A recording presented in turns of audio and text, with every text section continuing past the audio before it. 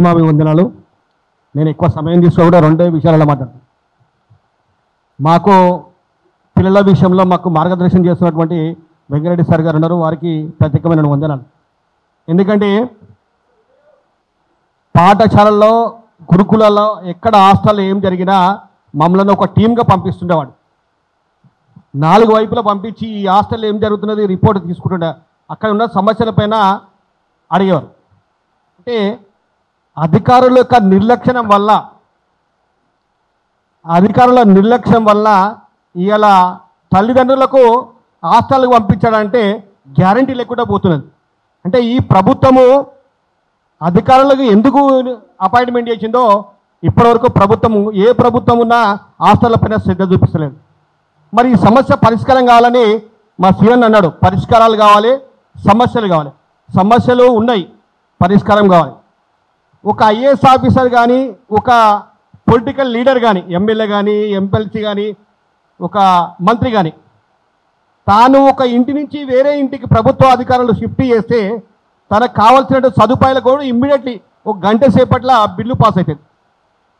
మరి వాళ్లకు bill pass అయినప్పుడు పిల్లల హాస్టల్లో కట్టడానికి ఎందుకు బిల్లు పాస్ కావు? ఈ ప్రభుత్వం ఎందుకు చేయలేకపోతుంది? సార్ ఏమంటుండంటే ఫీజుల విషయంలో ఎన్నిసార్లు ప్రభుత్వాలకు వినతి పత్రాలు ఇచ్చినా ఈ చోటులకు ఏమి వినిపిస్తుంది సార్, మనం చేసిన ఏం ఫలితం లేదు సార్ అన్నది. ప్రభుత్వాలు ఎన్ని మారినా కూడా సమస్యల బడ్జెట్ విషయంలో ఎన్నిసార్లు చెప్పినా వారు బడ్జెట్ విషయం పట్టించుకోరు. మరి నేను ఏమంటున్నా అంటే ఎమ్మెల్యేల జీతాలు పెరుగుతాయి, ఎంపీల జీతాలు పెరుగుతాయి, వాళ్ళు మంత్రులు మారంగానే కార్లు మారుతాయి. మరి ఈ కార్లు ఇవన్నీ మారినప్పుడు విద్యార్థుల యొక్క సమస్యలను బడ్జెట్ ఎందుకు కేటాయించలేకపోతున్నారు? కాబట్టి ఈ ఐఏఎస్ ఆఫీసర్లు కానీ, ఐపీఎస్ ఆఫీసర్లు కానీ, మంత్రులు కూడా అన్ని పిల్లలందరినీ కూడా ఈ గురుకులలో ఒక్కొక్క మంత్రి పిల్లలు చదువుకుంటే వారి భార్య పిల్లలకు ఆయనకు అర్థమవుతుంది. ఎందుకంటే తోటి విద్యార్థులు ఎట్లా ఉన్నారు, నా కొడుకు అక్కడ ఉంటే ఈ సమస్య ఎందుకు వస్తుంది అనేటువంటి ఆలోచన అధికారికి వస్తుంది, ఆ మంత్రులకు వస్తుంది, ఎమ్మెల్యేలకు వస్తుంది నా ఆలోచన. కాబట్టి ప్రభుత్వాలు బడ్జెట్ ఊక మనము అడగవలసిన అవసరం లేదు.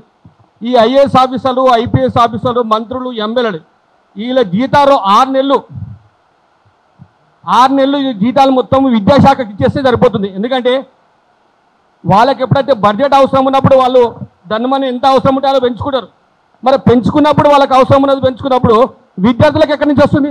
కాబట్టి వీళ్ళ జీతాలు 6 నెలలు మాత్రము ప్రభుత్వం ఈ శాఖకు కేటాయిస్తే ఖచ్చితంగా సమస్యకు పరిష్కారం దొరుకుతుందని, ఒకవేళ ఏ ప్రభుత్వం వచ్చినా కూడా ఆర్డినెన్స్ ఇవ్వాలని నేను కోరుకుంటున్నాను. కాబట్టి ఈ సమస్య పరిష్కారం అవుతుందని నా యొక్క చిన్న ఆలోచనతో ఏదైనా తప్పు మాట్లాడితే క్షమించాలని మనం చెప్తున్నాను.